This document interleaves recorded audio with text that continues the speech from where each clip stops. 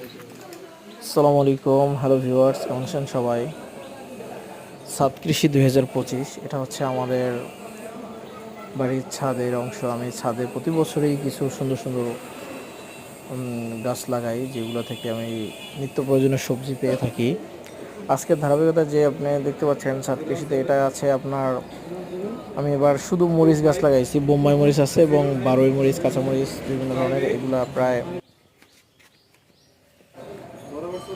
এটা আছে অ্যালোভেরা গাছ, এগুলো মরিচ গাছ দেখতে পাচ্ছেন। শুধু মরিচ গাছে এবার লাগানো হয়েছে বেশি,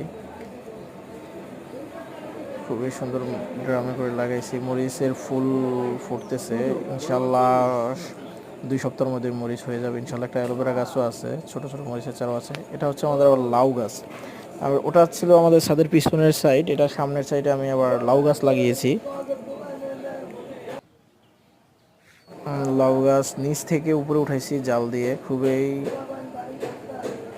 মাশাআল্লাহ, আলহামদুলিল্লাহ। লাউ গাছটা বড় হচ্ছে, ফুল হয়েছে এখন, কিন্তু ফল ছোট ছোট দুটো ফল বের হয়েছে, লাউ বের হয়েছে। কুয়াশা, সকালবেলা ভিডিও করেছি, পরিবেশটা ছিল কুয়াশাময়, সকাল 6-7টার দিকে। সবাইকে অসংখ্য ধন্যবাদ। আমার ইউটিউব চ্যানেলের সাথে থাকুন, আরও সুন্দর সুন্দর ভিডিও দেখুন।